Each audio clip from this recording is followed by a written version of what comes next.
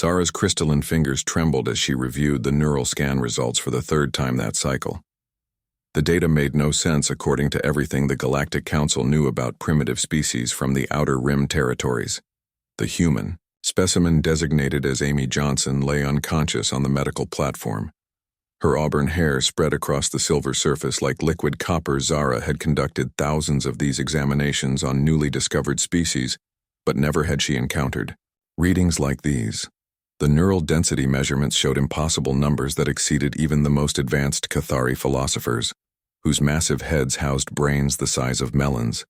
How could this small, fragile creature from a backwater planet possess neural capacity that dwarfed the greatest minds in known space? Commander Vex entered the laboratory, his 6 arms carrying data tablets from the other examination rooms. His purple skin had turned a deeper shade, which always indicated serious concern among their people. Color changes meant everything, and right now Vex looked downright alarmed. The scans from the other human subjects showed identical results. Lisa Brown, the engineer, displayed cognitive architecture that suggested she could process 17 different mathematical concepts simultaneously, while maintaining perfect emotional balance. Karen White, the artist, showed creative neural pathways so complex they resembled living fractals. Zara pulled up the comparison charts between humans and the 12 most intelligent species in the galaxy. The gap was staggering. Human brains contained more neural connections than a Zephyrian supercomputer and processed information faster than a crystalline collective mind. Implications terrified her.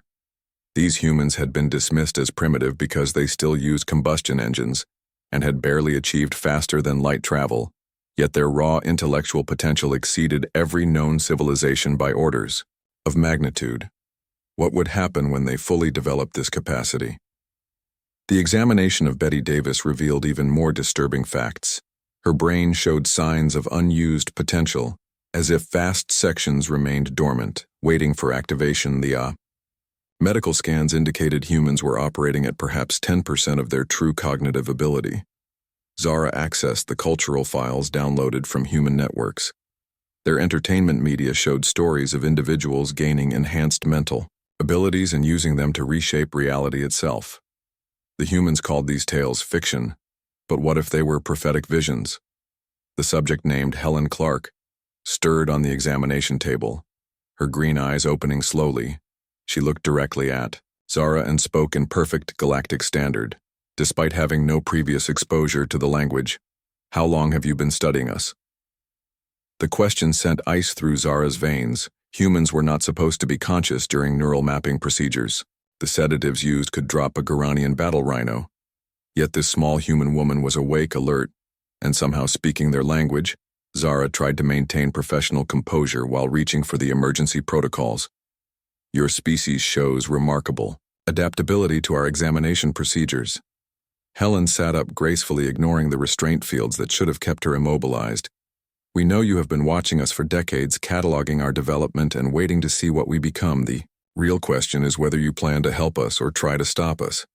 The casual way Helen dismantled their covert observation program revealed intelligence-gathering capabilities that rivaled the best council operatives humans had somehow detected. Monitoring systems designed to be completely undetectable to primitive civilizations. Zara backed toward the door, but Helen raised one hand in a peaceful gesture. "We are not your enemies, though we could be if necessary. Our brains may be large, but we also possess something your scans cannot measure. We have imagination and the ability to dream of better futures for all thinking beings." The other human subjects began awakening throughout the facility. Each one demonstrated the same impossible awareness and linguistic adaptation. Amy Johnson began discussing quantum mechanics with the physics team, while Lisa Brown started solving engineering problems that had puzzled council scientists for centuries. Betty Davis approached Zara with a gentle smile. "You seem frightened by what you have discovered about us. Perhaps you should be more concerned about what we have discovered about you." She gestured toward a wall display that suddenly showed detailed anatomical scans of every alien species present. Somehow the humans had reversed their examination equipment and conducted their own studies. "Your people have impressive technology, but you stopped growing intellectually thousands of years ago. You achieved spaceflight, and decided you had learned enough. The same pattern appears across most galactic civilizations. Helen joined them, her eyes showing depths of understanding that made Zara feel like a child. You all reached a comfortable level of development and then stagnated. Content with your achievements, you lost the drive to push beyond known boundaries. That is why our brain capacity seems so large to you. We never stopped growing. The facility's communication systems activated without authorization, broadcasting the examination results across the entire Galactic Council network. Within minutes, every major civilization would know that humans possessed neural architecture, surpassing their greatest achievements. Karen White appeared in the doorway, somehow having bypassed multiple security systems without triggering any alarms. The real shock is not that our brains are large, she said calmly.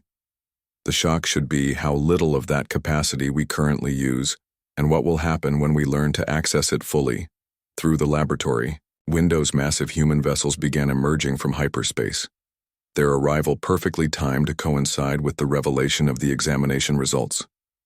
The ships were unlike anything in Council records, combining familiar human engineering with technologies that seemed decades ahead of their supposed development level. Lisa Brown smiled at Zara's expression of disbelief.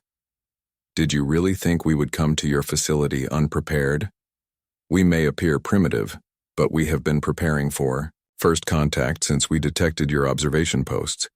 Helen moved to the central console and began downloading the complete Council database with casual efficiency. We came here to learn about our galactic neighbors and to share knowledge that will benefit everyone. Our large brains are not a threat unless you choose to make them. One Betty Davis addressed the hidden recording devices throughout the facility to the members of the Galactic Council who are undoubtedly watching this transmission. We offer partnership, not domination. Your civilizations have much to teach us about the practical applications of advanced technology, Amy. Johnson continued the message. In return, we offer something you have forgotten how to do. We can show you how to dream again, how to push beyond the boundaries of what you believe possible. Our brains may be large, but our greatest strength is our refusal to accept limitations. The human fleet outside transmitted complex mathematical theorems that solved fundamental questions about the nature of reality itself. Problems that had occupied Council philosophers for millennia were resolved in elegant proofs that revealed new layers of universal truth. Zara realized that everything was about to change. The arrival of humanity would reshape galactic civilization in ways she could barely comprehend. Their enormous brains were just the beginning. The real transformation would come from their determination to keep growing, keep learning, and keep pushing toward impossible dreams as the humans prepared to depart with their new knowledge. Helen placed a gentle hand on Zara's shoulder. Thank you for helping us understand ourselves better. When you are ready to grow again, we will be here to help. The examination facility fell silent as the human ships departed, leaving behind data that would occupy Council scientists for centuries. The neural scans had revealed more than just large brains.